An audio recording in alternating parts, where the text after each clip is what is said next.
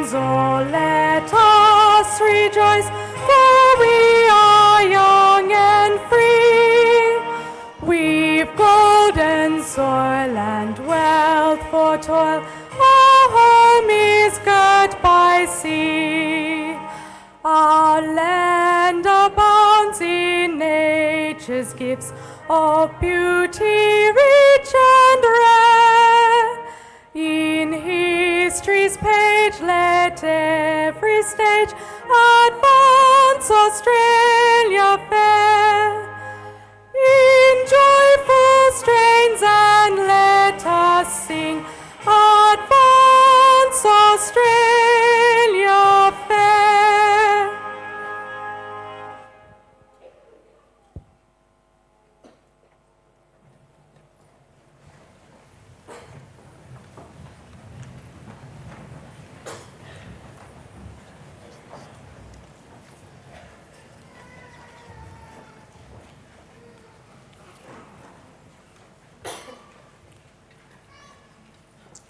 Good afternoon, ladies and gentlemen, and welcome to this truly wonderful occasion.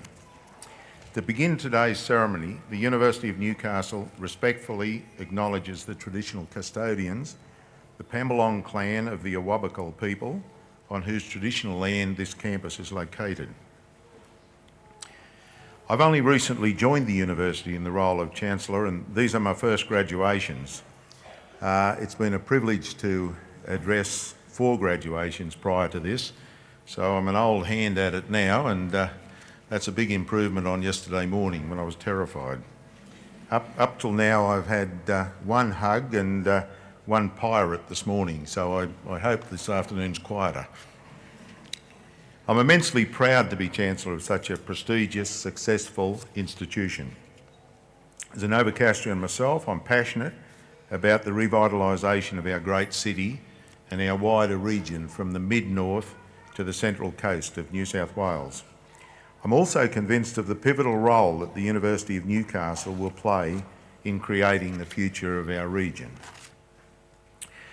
The provision of higher education undoubtedly drives both economic growth and social advancement.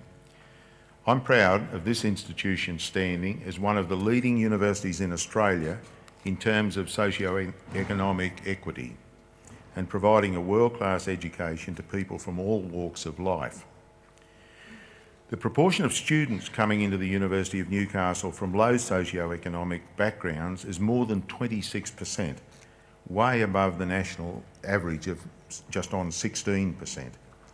But more than that, the university retains more than 80% of those students, which means they're not only just enrolling, but graduating, and we're privileged that some of them are with us today. We know too that background is no barrier to success, that given access to higher education, students from lower socioeconomic backgrounds achieve at virtually the same rate as their peers. Graduates, regardless of where you came from, today you take with you a degree from a world-class institution that ranks in the top 3% of universities in the world, and in the top 50 universities in the world under 50 years old. As you go out into the world and people ask you where you graduated from, here are some things you can proudly state. You're graduating from the most research-intensive regional university in Australia. Its 2 research institutes, the Newcastle Institute for Energy and Resources and the Hunter Medical Research Institute, are a clear demonstration of the university's recognition of the needs of our communities and of the benefits which flow from partnerships with industry and business. The university is planning on expanding our interaction with industry and businesses in the region and on developing more research and innovation hubs over the next few years. The university you are graduating from employs academics who are consistently recognised through national and state awards for their work, and experts who rank in the top 1% in the world in their fields. The quality of our staff is reflected in the quality of our graduates. And you are in good company. Professor David Curray graduated from the university with a Bachelor of Medicine in 1988 and is now the Chief Cancer Officer and CEO of the Cancer Institute of New South Wales. With more than 240 publications to his name, David was recently rated one of the top 10 most published palliative care researchers in the world. Today, you are united with achievers like Professor David Currow and the people sitting around you as an alumnus of the university. Our alumni network stretches across the world and keeps you connected to this university. As you move on from today, I encourage you to stay in touch through our social media channels. There's a lot more in store. New Directions, our university strategic plan, is well underway. As we deliver on that plan, the university will drive the change our regions will see in the coming decades. Our campuses will continue to attract students from across the region, across Australia, and from elsewhere in the world, and give them a great education. Our researchers will pioneer innovation to help ensure our economy goes from strength to strength. The university's new city campus, the New Space project, will be part of a major regeneration and redevelopment in Newcastle CBD. These are very exciting times for the whole University of Newcastle community. Today is a time for celebration. This ceremony marks an important milestone for all of you. It is the culmination of many years of hard work and a celebration of your commitment, your sacrifices, the friendships you've made, and most importantly, the accomplishments you've achieved. I extend a very special welcome to all of your families, friends and supporters, many of whom have travelled quite a long way to be with us here today. This afternoon, I see before me future radiotherapists, nurses and occupational therapists. All of you have worked hard to earn the testama presented to you today. It is much more than a piece of paper. It's a symbol of all you've experienced during your time here at the university and of the support of your family, your friends, your partners and your teachers through the journey. Take what you've learned at university and apply it to every aspect of your life. Each and every one of you will achieve in different ways because each and every one of you are unique individuals. Be proud of your achievements. To you all, congratulations and the very best wishes for the future. I now call on the Vice-Chancellor, Professor Carolyn McMillan, to introduce today's occasional speaker.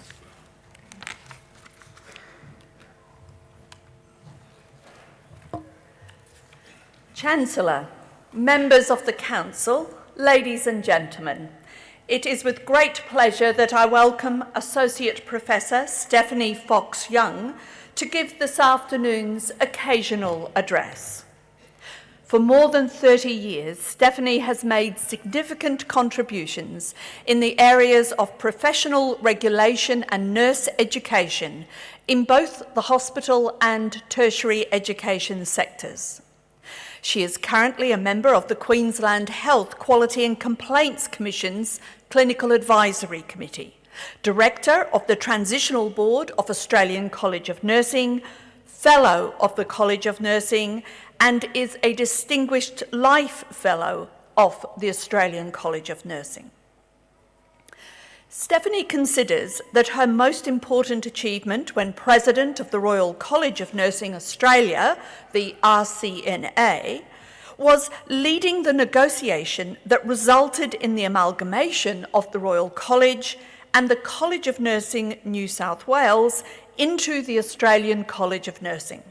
Negotiations surrounding this amalgamation commenced in 2009, and the new college came into existence on the 1st of July 2012, fulfilling an aspiration of the nursing profession in Australia that was first voiced in 1949. Her achievements during her time as the RCNA president include leading the negotiation that resulted in this amalgamation and establishing faculties within the college to provide a platform for special interest groups such as the new generation of nurses, rural nurses and midwives, health and well-being in ageing and disaster health. Over her career, Stephanie has held a range of senior academic positions, including the Coordinator of Teaching and Learning in the School of Nursing and Midwifery at the University of Queensland and Deputy Dean Academic in the Faculty of Nursing and Health Science at Griffith University on the Gold Coast. Stephanie has a PhD from the Queensland University of Technology, and her research interests include investigating the scope of professional practice decision-making frameworks, interprofessional education, and the use of simulation in clinical education and assessment. She is currently an adjunct associate professor in the School of Nursing and Midwifery at the University of Queensland.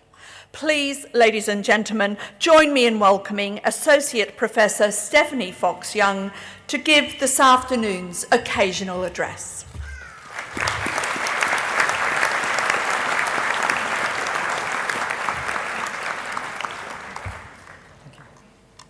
Chancellor, Vice-Chancellor, members of the Council, staff of the University, families and friends of graduates, and most importantly, the graduates.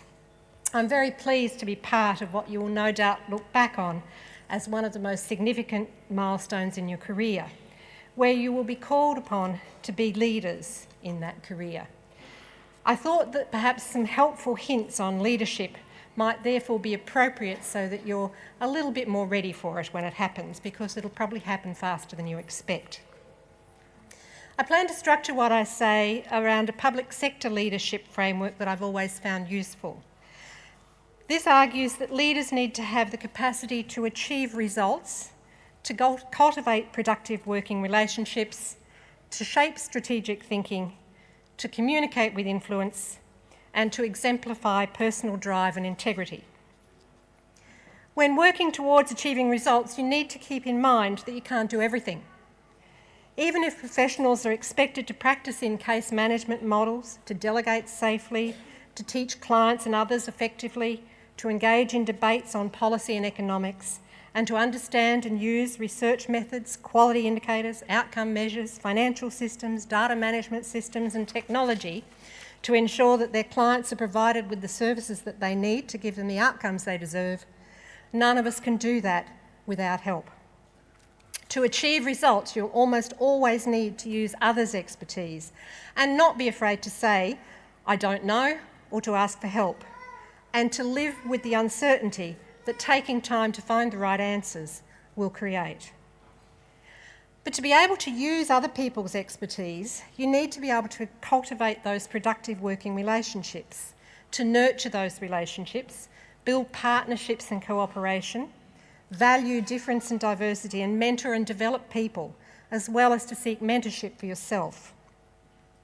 But keep in mind that interpersonal relationships will occur much more frequently than you anticipate. Interpersonal relationship problems will occur much more frequently than you anticipate. And resolving them will take much longer than you think. You need to find ways to deal with or work with, through or around people who procrastinate and delay on important matters or are interpersonally inept. And in doing all of this, you also need to be kind to yourself, because we all make mistakes, but there are enough people who will criticise your mistakes without you adding to the chorus. If you know you've made a mistake, admitting it, correcting it, trying to find ways to prevent it recurring is the best you can do and the most that anyone else can reasonably ask for. If you can already think strategically, you're way ahead of the pack.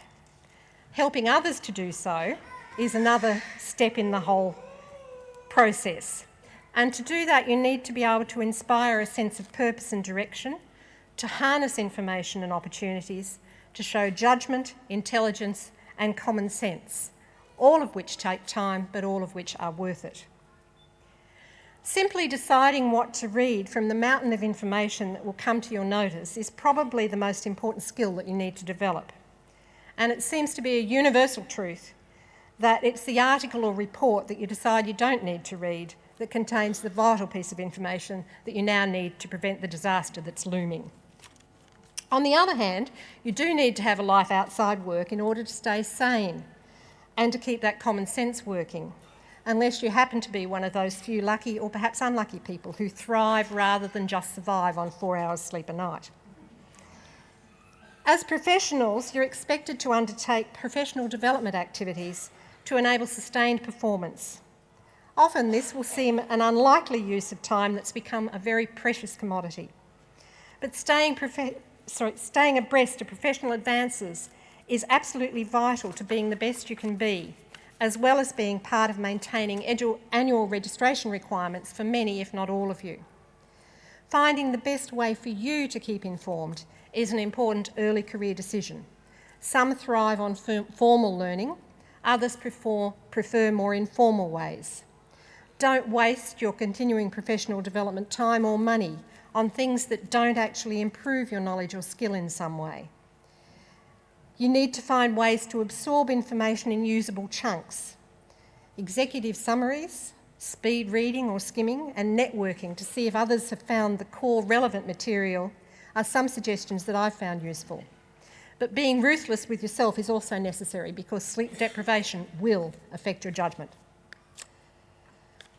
One example of strategic thinking in health that I'd like to spend some time on is the commitment to primary health care. And until the establishment of Medicare locals recently in Australia, there's been, I think, very little strategic thinking at government levels about how to implement primary health care in Australia. Any focus on primary health care, beyond the occasional motherhood statement of being in support of it, is unusual for Australia. I believe this is the result of what I call the close horizon syndrome of the 3 to 4 yearly election cycle. Politicians know that they're going to be well and truly retired before the benefits of any primary health care preventive strategies are realised. So why waste time and money on something that will benefit another future government, quite possibly from the other side? But the public deserves better than that. As professionals, and particularly those of you who are health professionals, you will have personal relationships with members of the public, as well as professional relationships with your colleagues and professional associations, such as the Australian College of Nursing, which I had to mention first, the Australian Physiotherapy Association, the Australian Medical Association and Specialist Colleges. Some of you might be Professional Teachers Association members, and you need to work with those people to try to change that political mindset. The only way that we're going to get adequate primary health care in Australia is to spend more money, not a popular thing for governments to do, unless, of course, it benefits me. The only way that you can spend more money is to raise more money so that in the short term, both acute care for preventable diseases already affecting people, as well as preventive actions for future generations can be funded. And we, as professionals, cannot any longer be silent about the nonsense that you can have a great health system or an education system or any kind of system for that matter at the same time as you cut taxes. You get what you pay for, and we need to convince people that if you want a great health system or a great education system, you need to be willing to pay for it or to do without some other government-funded services. I should just point out here, I'm not talking about increasing the GST, which I believe is a regressive tax that impacts more on low-income earners than on the wealthy. But all of us, particularly those who are earning good money, need to be prepared to pay more in order to provide services for the public. There is nothing more important in professional practice than communicating clearly. That means listening, adapting to your audience, negotiating persuasively. And unless you're an orator with amazing charisma, I'm sure there are some around, making everyone happy is not going to be possible. But getting good, workable outcomes generally will be, with some planning, subtle lobbying, persistence and backtracking. It's important to remember that people will sometimes change their minds if they're given enough time to think and to reflect. So you need to be prepared to go back and try again on important issues. But on the other hand, you also shouldn't be wasting time on stuff you can't control and have no hope of changing. On the other hand, as well as being that flexible, you also need to take the step back from being too flexible, because I think the gradual covert erosion of our rights and services is just as likely to be ultimately disastrous as the rapid and overt erosion. As professionals, you're expected by society to have internalised an ethical framework, one that endows you with the capacity for demonstrating professionalism and probity, showing personal courage in engaging with risk, being committed to action and displaying resilience. And as an ethical professional, if you see something untoward, you're expected to take action. This can be very confronting for you as well as for others around you, and will always result in reactions that you're not expecting. You need support networks, people you can trust, who will give you honest feedback about your plans, the risks you're thinking about, and the ones you've not foreseen. A professional association is a very good source of that feedback. So what does this mean for you in the current and future social and political climate? We've just gone through an election where one of the stated purposes of the party that won was to keep health off the agenda. As a health professional, that's something that rang my alarm bells, and I hope it rang some of yours as well. No matter what your political persuasion, equity of access to health services should be a fundamental principle, and we should all be engaged in planning the best health systems. What can you, as individual professionals, do about this? Taking individual action by advocating for properly funded healthcare and education systems for all, as mentioned above, is one way. Another is to take collective action with like-minded professionals in your professional associations and colleges. These associations will provide you with a number of benefits: the opportunity to be mentored, the provision of continuing professional development opportunities, the prospect of future leadership, to name just a few. It is the rare person who plans their careers to the nth degree, and even rarer who actually manages to achieve those plans. But if you plan nothing else, plan to consider what membership in your professional associations can do for you, and what you can do for your clients and the public in general through those associations by being active and involved members. Thank you.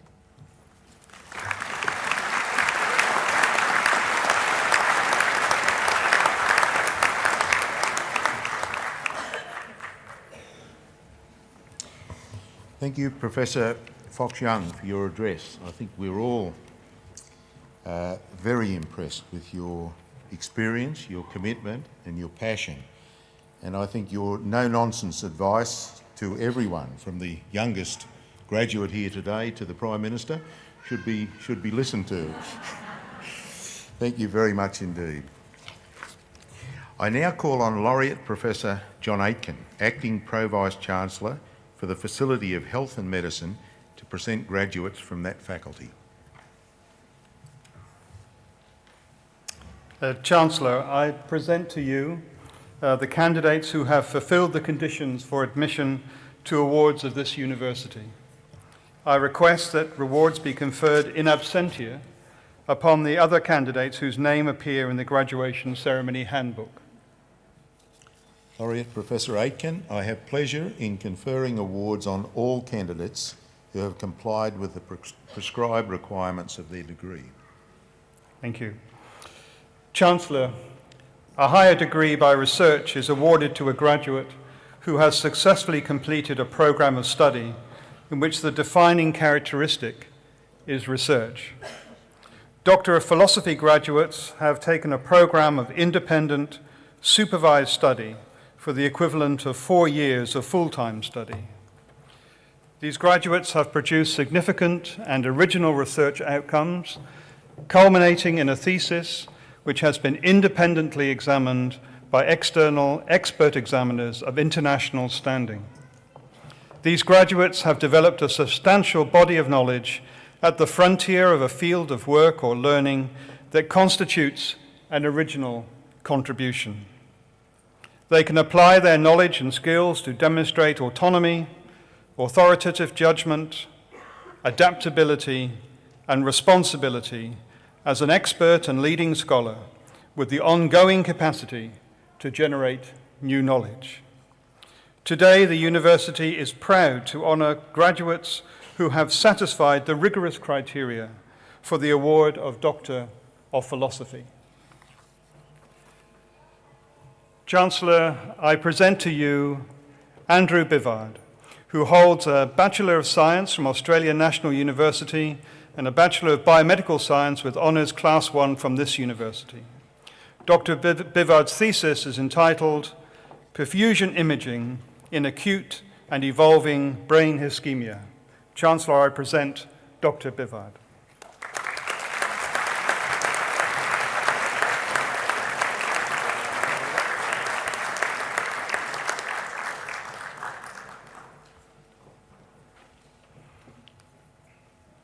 Chancellor, I present to you Adam Carroll, who holds a Bachelor of Biomedical Science with honours from this university. Dr. Carroll's thesis is entitled Genomic Characterization of Small RNA-Mediated Post-Transcriptional Gene Regulation. Chancellor, I present Dr. Carroll.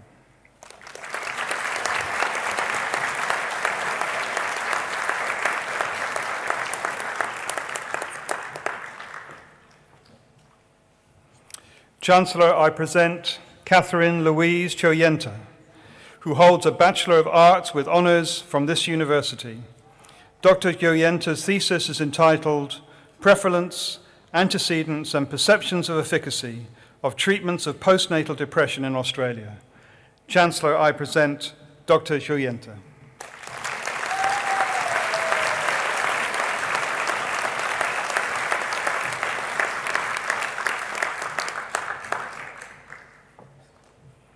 Chancellor, I present to you Alison Ann Fielding, who holds a Bachelor of Nutrition and Dietetics with Honours Class 1 and a University Medal from this university.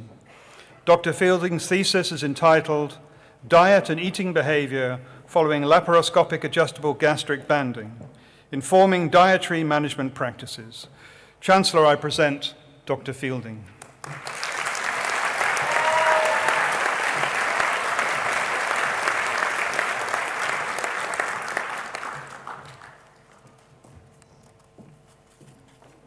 Chancellor, I present to you Mary Claire Hanlon, who holds a Bachelor of Science with honours from this university.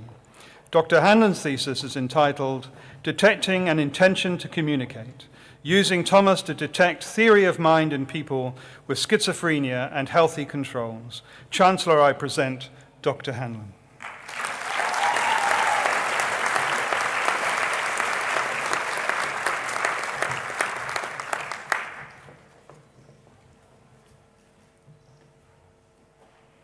Chancellor, I present to you Melissa Lee Harris, who holds a Bachelor of Arts with honours from this university. Dr. Harris's thesis is entitled When Life's a Pain, Perceived Stress and Psychosocial Factors in Women with Arthritis Transitioning from Midlife to Older Age. Chancellor, I present Dr. Harris.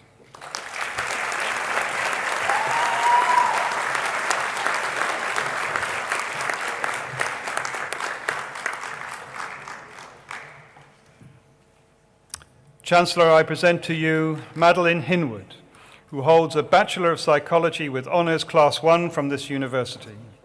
Dr. Hinwood's thesis is entitled Neurobiological Alterations in the Rat Medial Prefrontal Cortex Following Exposure to Chronic Psychological Stress. Chancellor, I present Dr. Hinwood.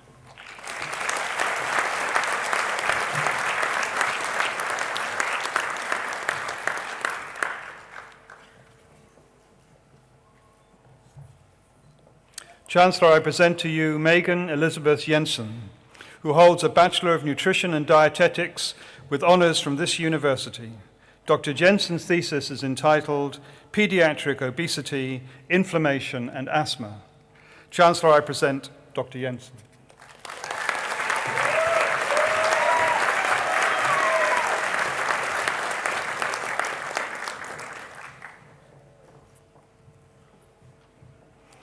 Chancellor, I present to you Yoga Vijayan Kandasamy, who holds a Bachelor of Medicine and Bachelor of Surgery from the University of Malaya, Malaysia, and Master of Clinical Epidemiology from this university.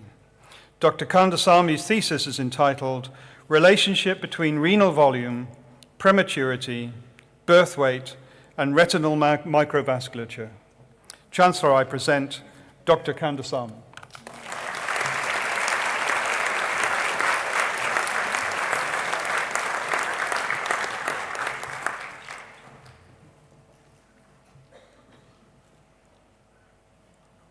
Chancellor, I present to you Su Kang Noon Plan Poon Pan, who holds a Bachelor of Science in Nursing from Sri Mahasak Ham Nursing College, Thailand, and a Master of Nursing Science from Khon Kaen University, Thailand. Dr. Plangpong Pan's thesis is entitled Thai Family Care Givers' Lived Experience in a Crisis During Their Care for Relatives with a Mental Illness.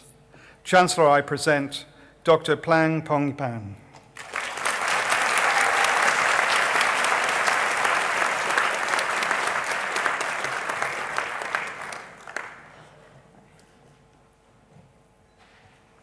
Chancellor, I present to you Sarah Salmond, who holds a Bachelor of Arts from Massey University in New Zealand.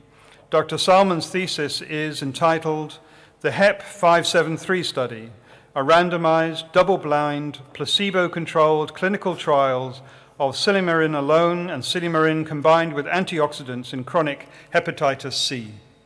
Chancellor, I present Dr. Salmond.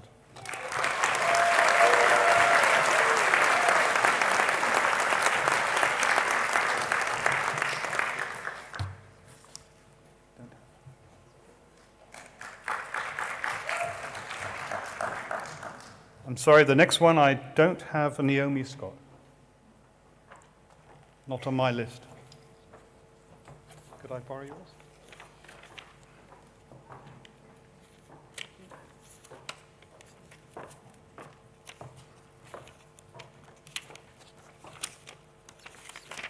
Thank you. Chancellor, I present to you Naomi Marie Scott, who holds a Bachelor of Biomedical Science with honours from this university. Dr. Scott's thesis is entitled Effect of Maternal Asthma During Pregnancy on Aspects of Placental Immune Function. Chancellor, I present Dr. Scott.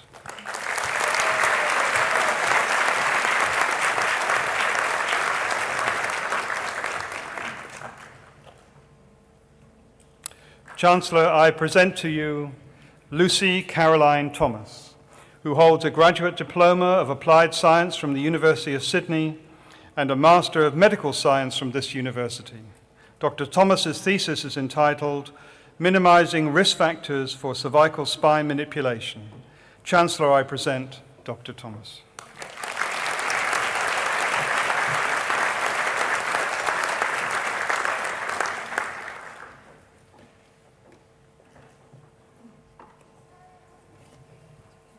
Chancellor, I present to you Ricardo Enrique Villain, who holds a Bachelor of Science with honours, Bachelors of Medicine and Surgery with honours from the University of Queensland. Dr. Villain's thesis is entitled Activating Kinase Mutations in Melanoma. Chancellor, I present Dr. Villain.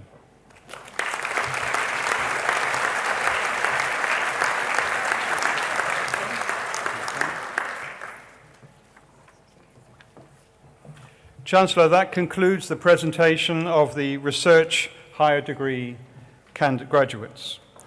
Chancellor, I present to you graduates who have satisfied the requirements of a postgraduate award from the Faculty of Health and Medicine. Graduating with a Master of Applied Management, Health, Fiona Lendon.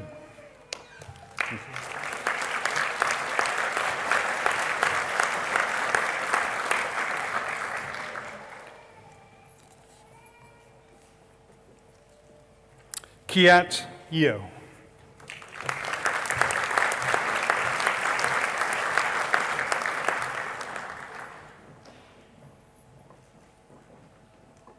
Graduating with a Master of Applied Management, Nursing, Michelle Davison.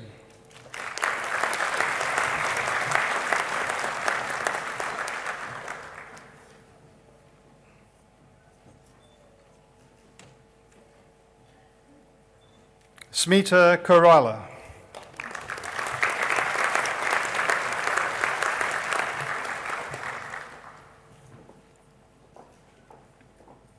Angela Martin.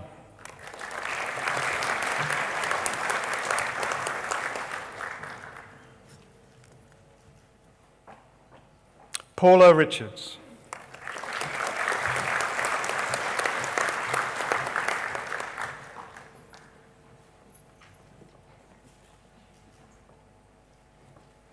and Gillian Thurlow.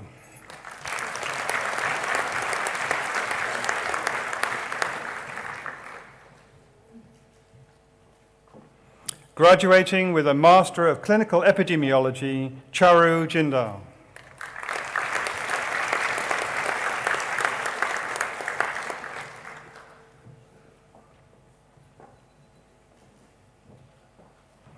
Graduating with a Master of Health Science with Distinction, Melanie Solaris.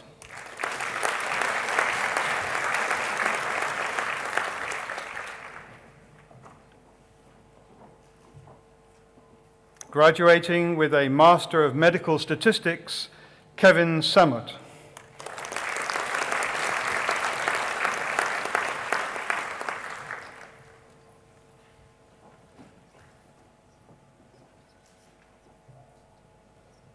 And Michael Zhang.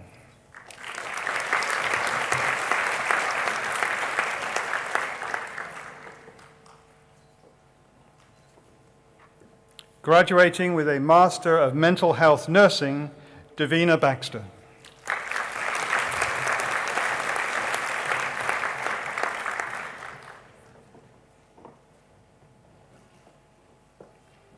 Sarah Gittos.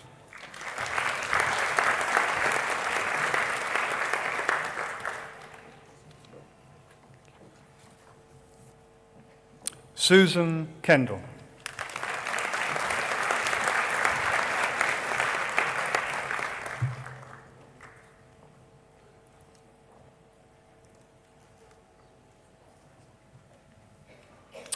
Shingarai Juginga.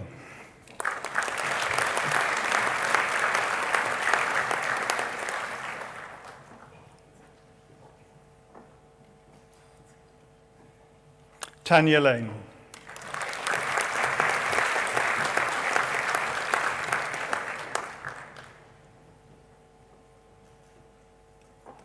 Peter MacDonald.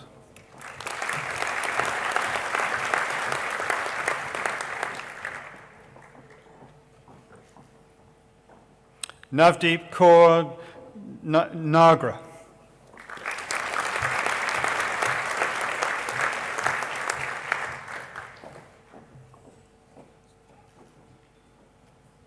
Timothy Poon.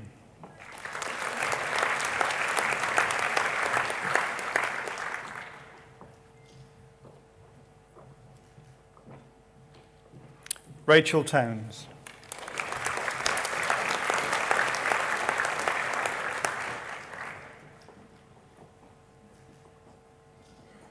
And Min True.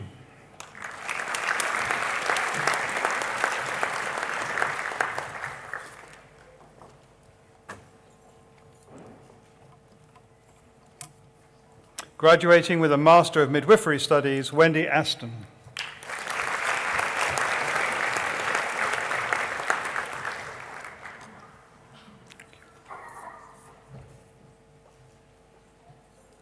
Francisca Lati.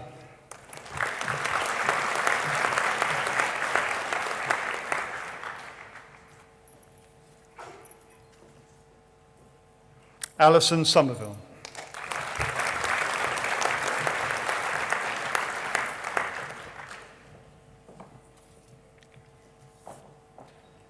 Graduating with a Master of Nursing Advanced Practice with Distinction, Michelle Fenton.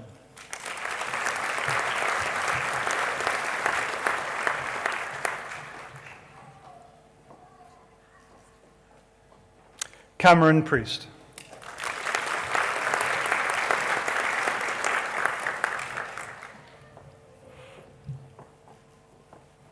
Graduating with a Master of Nursing Advanced Practice, Marie Amy.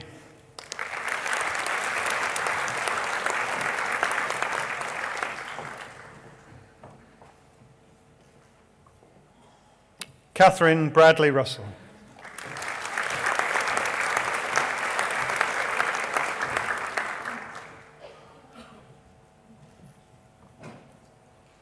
Ka Chang.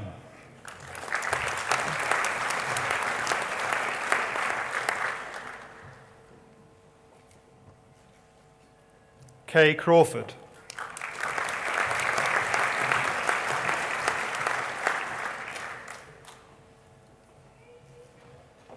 Yvette Ellis.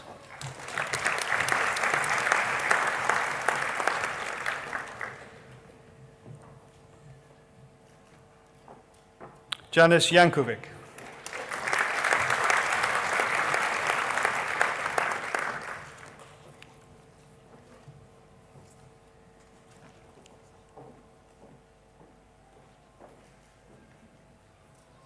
Faith Mayingi.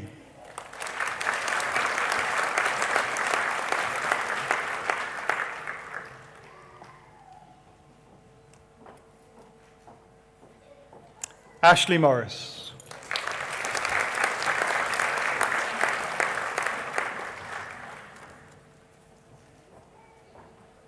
Kelly Nicholson.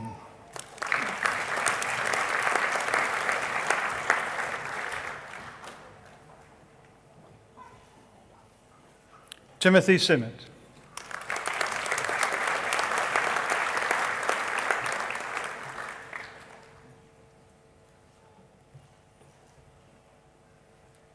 Jennifer Thompson.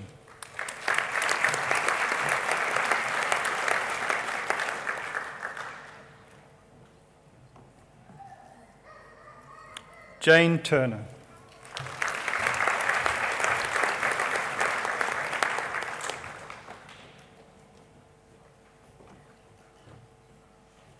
Shirley Walker.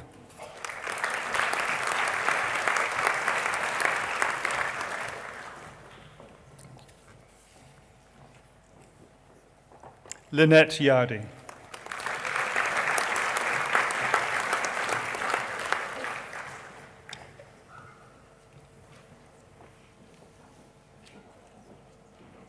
Graduating with a Master of Occupational Health and Safety, Gregory Allen.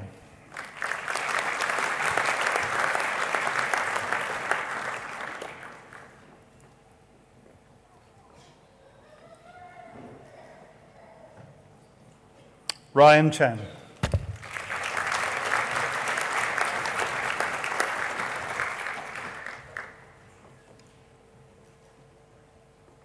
Barry Harvey.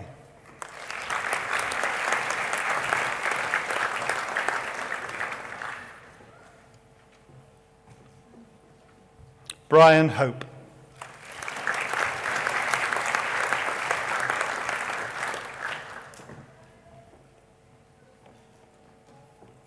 John Ewan.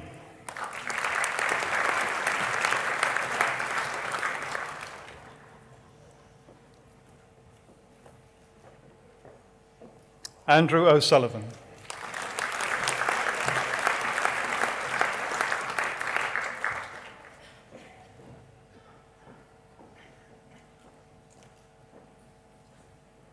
Tina Sanderson.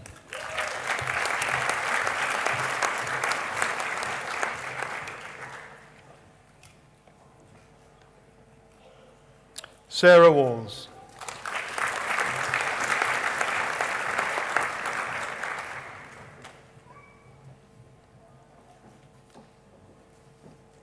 Graduating with a Master of Public Health with distinction, Jacqueline Bryce-Neal.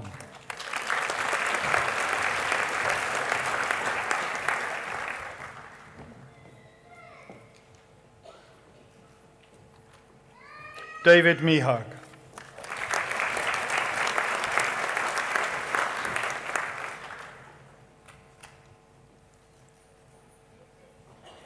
Richard Thomas.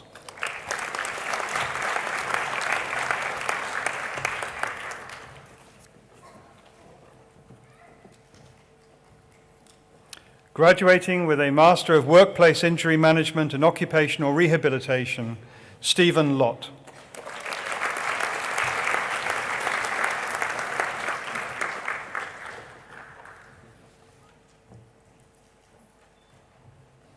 And Benjamin Wilson.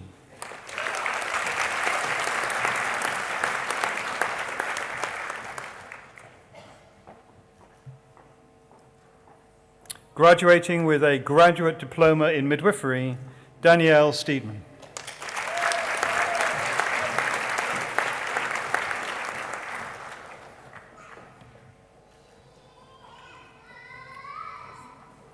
Graduating with a graduate certificate in clinical epidemiology, Nishani Yadhehigdon.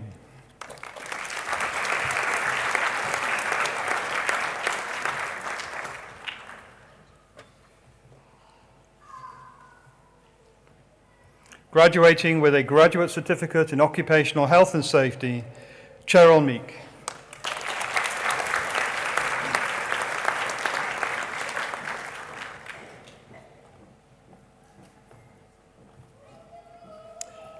Tino Vimbashai Moyo.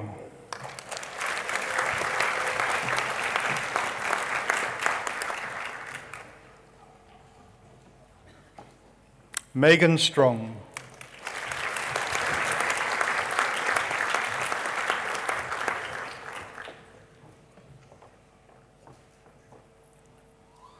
Aletta van der Westhuizen.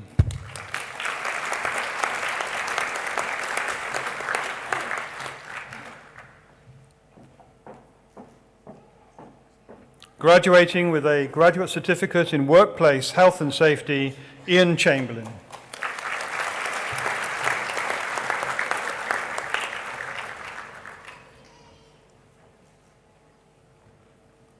Ashola Chelani.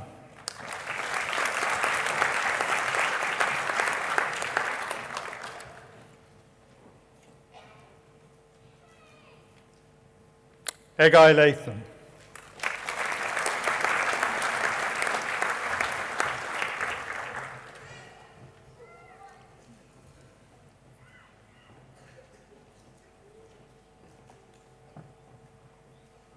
Maruf Rama.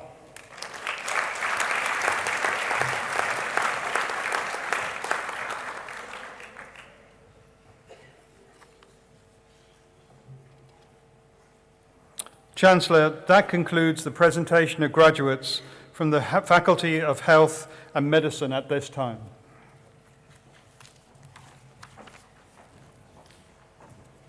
Thank you very much, Professor Aitken.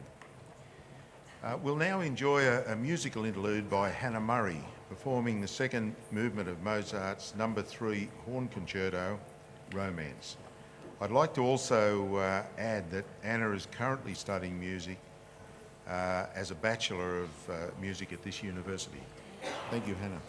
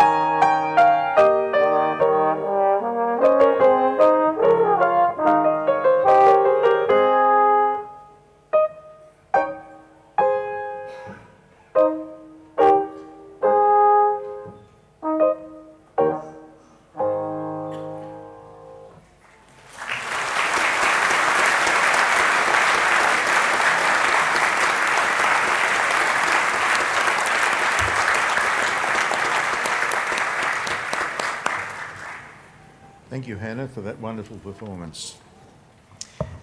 I now call on Laureate Professor Aitken, Acting Pro Vice-Chancellor for the Faculty of Health and Medicine, to continue presenting graduates from that faculty. Chancellor, I now present to you graduates who have satisfied the requirements for a bachelor's degree from the Faculty of Health and Medicine. Graduating with a Bachelor of Biomedical Science with distinction, Jessie Bully.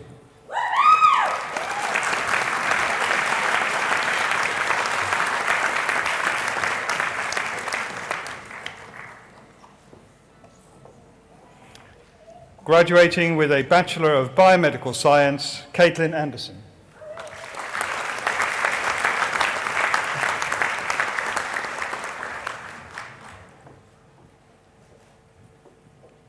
Gemma Blunt.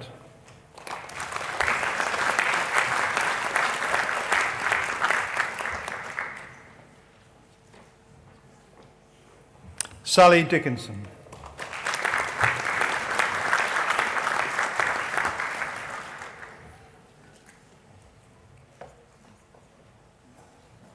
Hansika Ederasinga.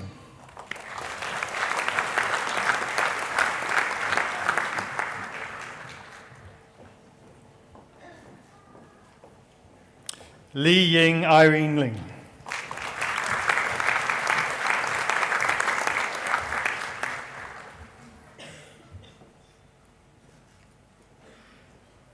Bonnie McPhee.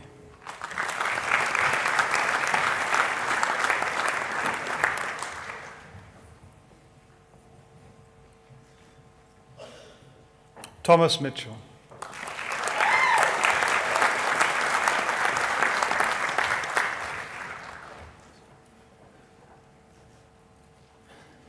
And Caitlin Yates.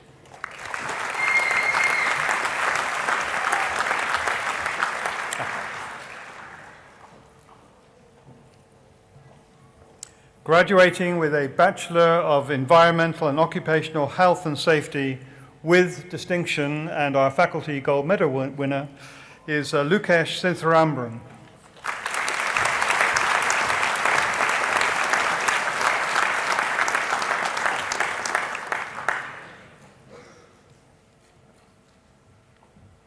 Graduating with a Bachelor of Environmental and Occupational Health and Safety, Mohammed Asik Mohammed Ismail.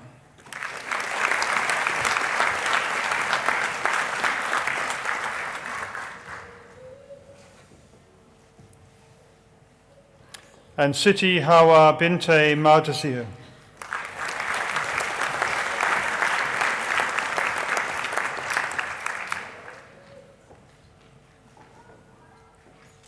Graduating with a Bachelor of Health, Annabelle Law.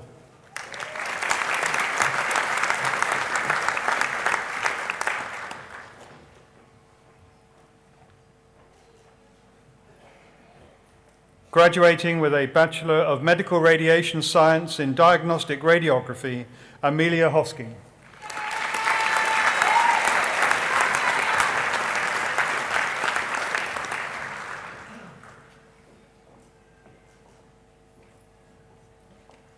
Shah Shing Shah.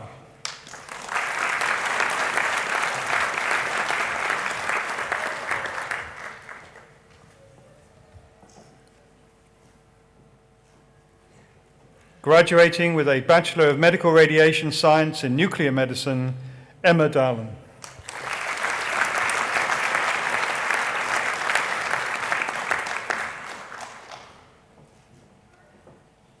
Jack Meadows.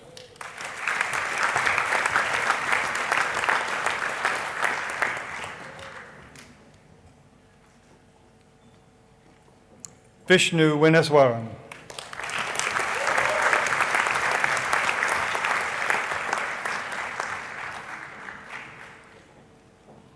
Graduating with a Bachelor of Medical Radiation Science in Radiation Therapy, Megumi Lim.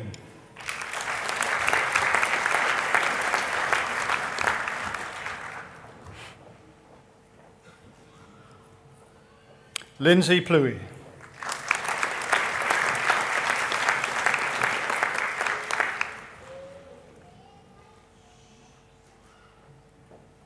Isaac Schumack.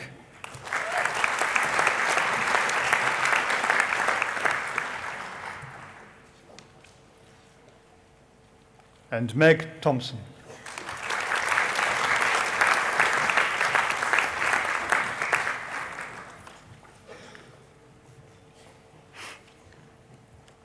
Graduating with a Bachelor of Medicine with distinction, Nikki Harmey.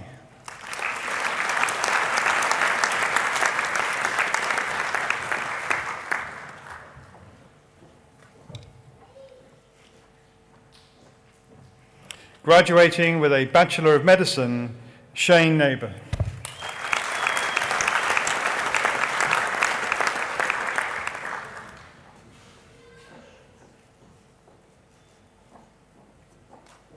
Janet O'Darney.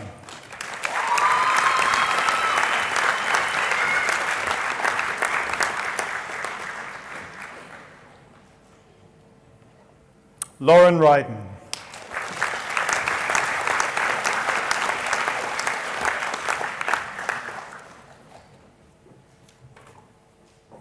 Andrew Sampson.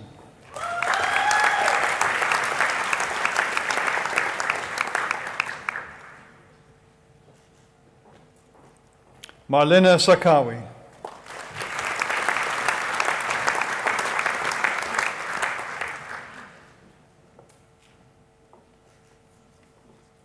Guardian Salvakumaran.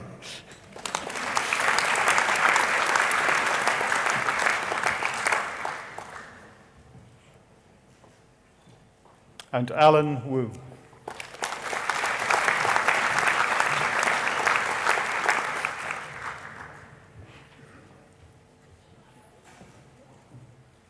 Graduating with a Bachelor of Nursing, Bridget Boyle.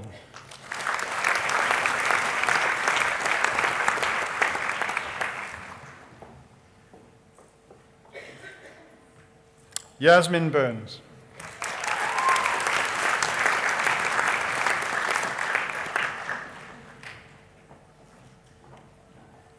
Callie Jane Cheetham.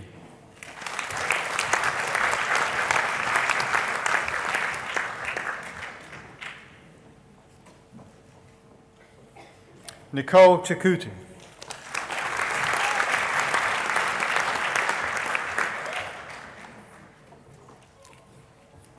Melissa Clark.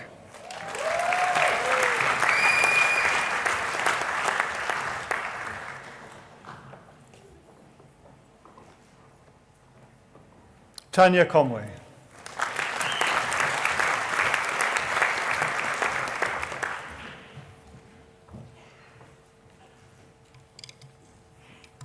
Lauren Cook.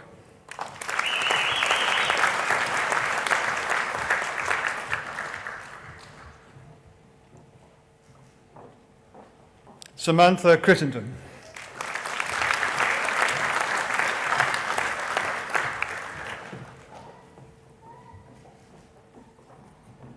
Samantha Darcy.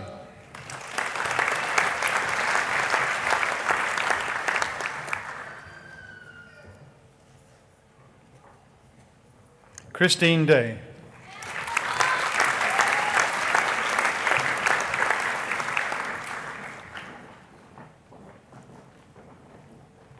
Josephine Ekesi.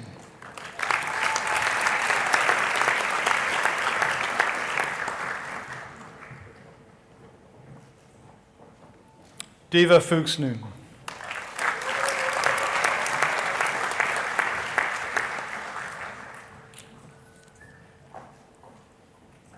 Emily Gillies.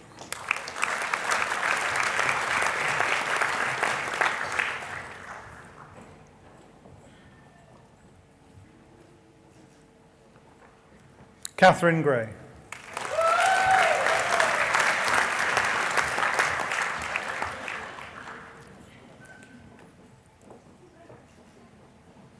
Donna Hager.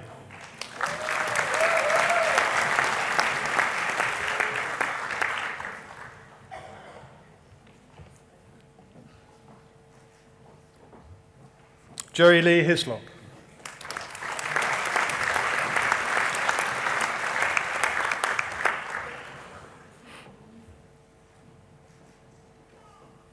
Tamami Hodges.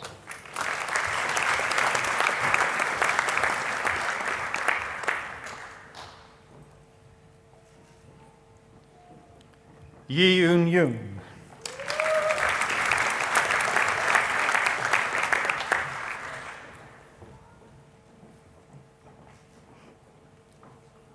Sandra Lazarevic.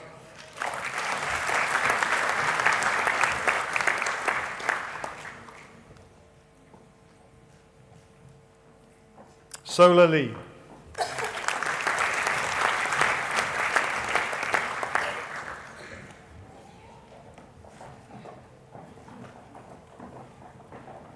Alexandra Mexon.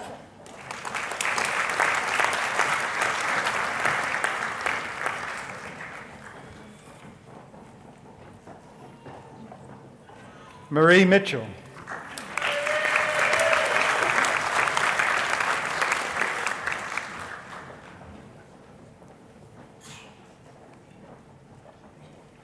Lauren Nutt.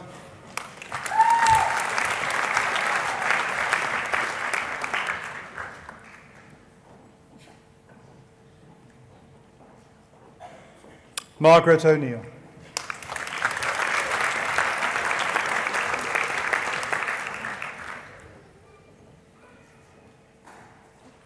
Alana O'Sullivan.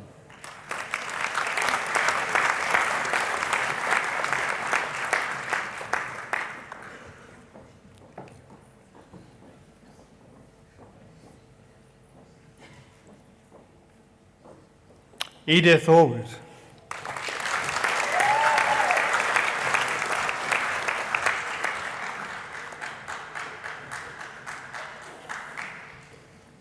Jasmine Fan.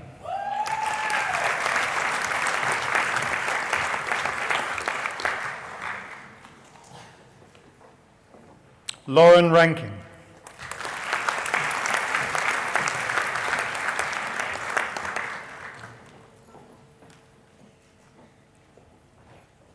Ellen Single.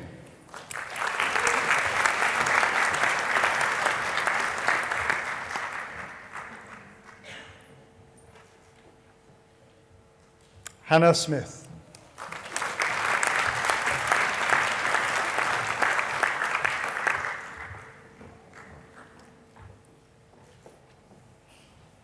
Emily Unicom.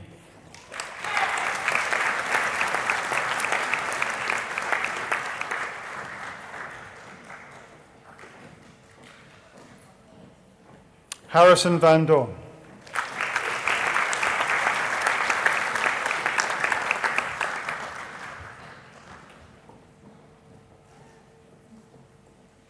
Adam van der Kooi.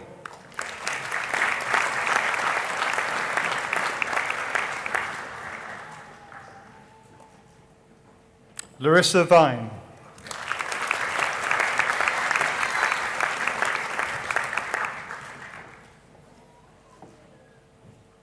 Anne Whiteman.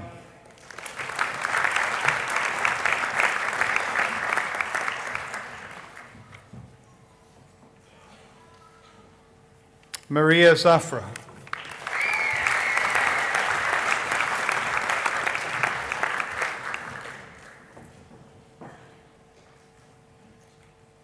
Graduating with a Bachelor of Nutrition and Dietetics, Todd Edwards.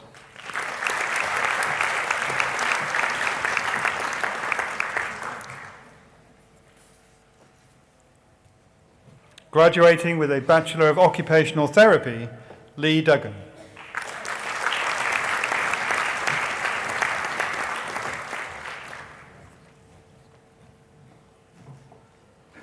And Carolee Hall.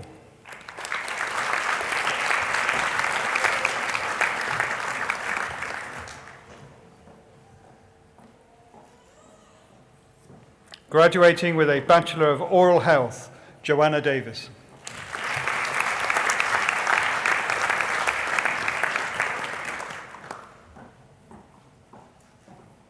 And Catherine Giggins.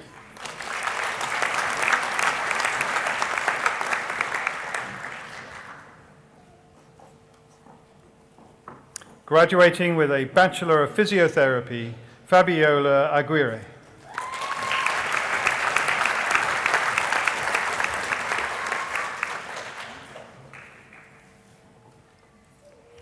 Samuel Eiler.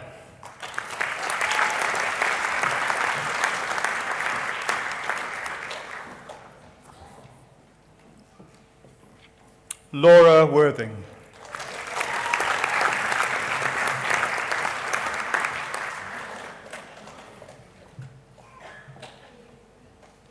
Graduating with a Bachelor of Podiatry, Tamara Cox.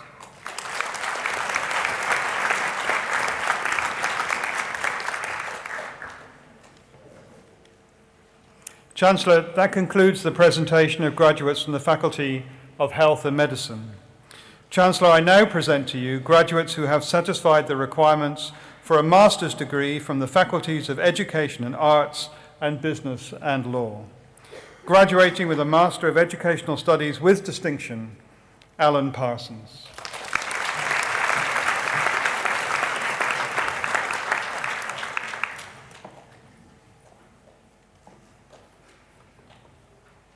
Michelle Walls-Kirsten.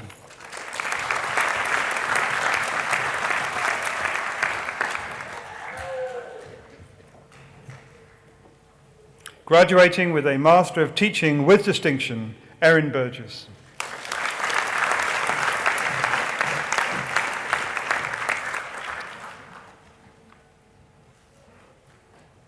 Graduating with a Masters of Business, Yan Yin.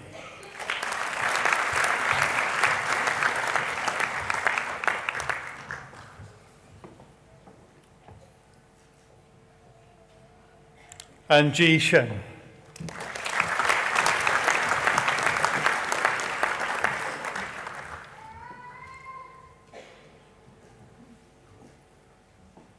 Chancellor, I now present to you graduates who have satisfied the requirements for a bachelor's degree from the Faculty of Education and Arts, graduating with a Bachelor of Arts with distinction and a Bachelor of Science, Laura Ticehurst.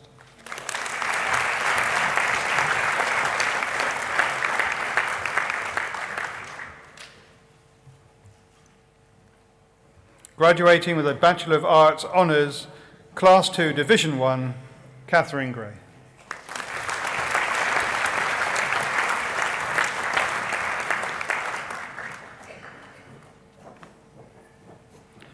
Patrick Sadiuk.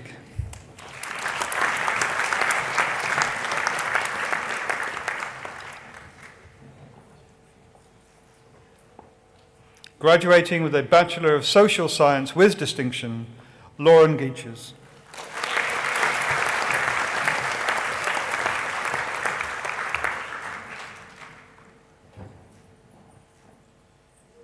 Graduating with a Bachelor of Social Science, Ashley Rogers.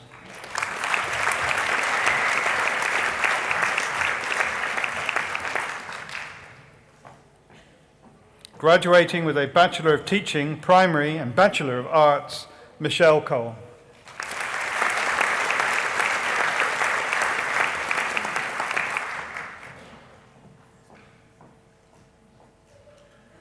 Rebecca Morris.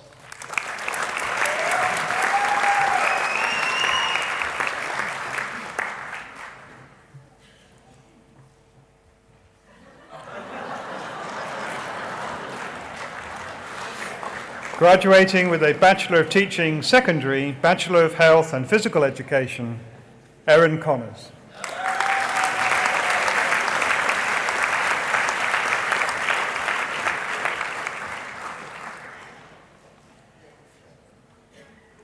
Chancellor, that concludes the presentation of graduates from the Faculty of Education and Arts.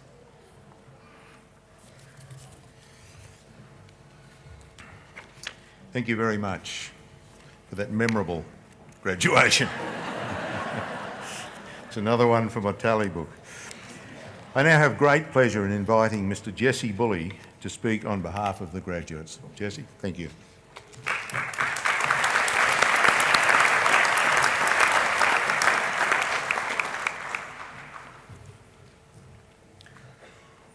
Chancellor, Vice-Chancellor, members of the Council, staff of the University, families and friends of graduates, and most importantly, fellow graduates. Thank you for the opportunity to speak on behalf of all the graduates present and of those who could not attend this ceremony.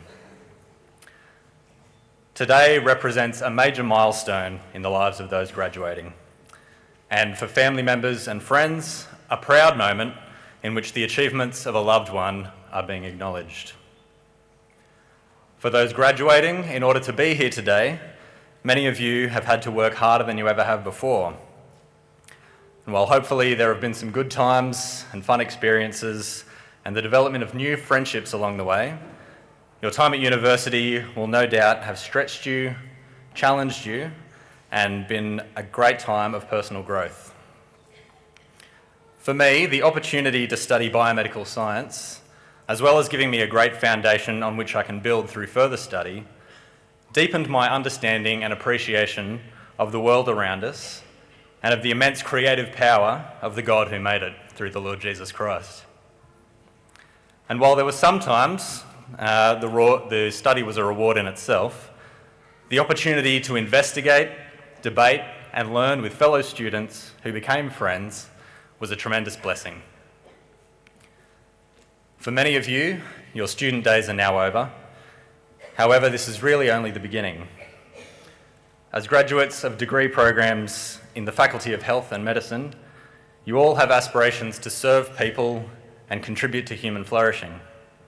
Whether as nurses and doctors caring for and treating patients, MRS graduates contributing to diagnosis and treatment, public health graduates working towards bigger picture solutions in the health field, or biomedical scientists investigating diseases and developing new treatments, you are now in a position with not only the training, but the will necessary to help those around you.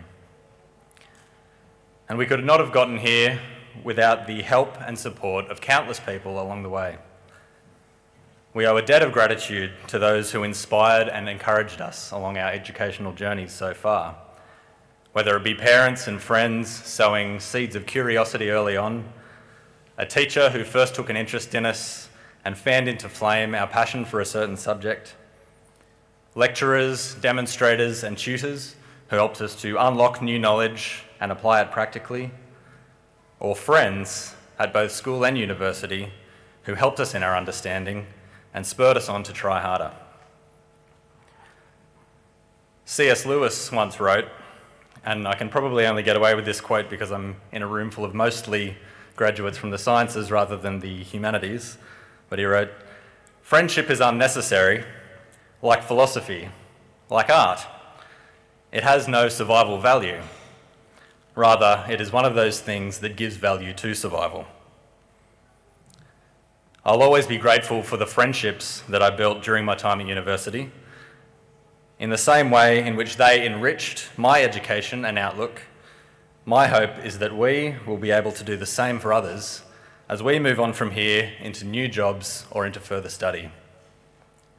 Thank you and congratulations.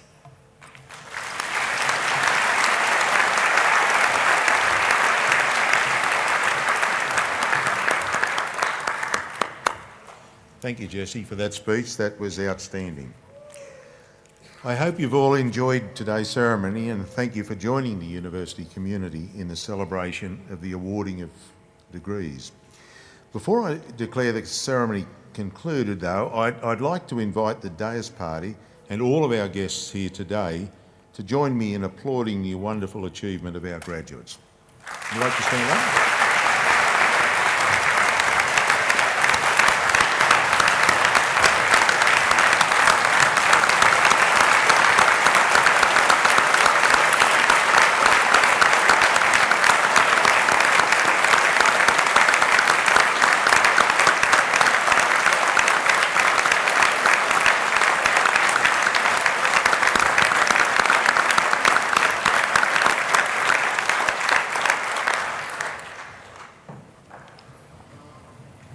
Thank you.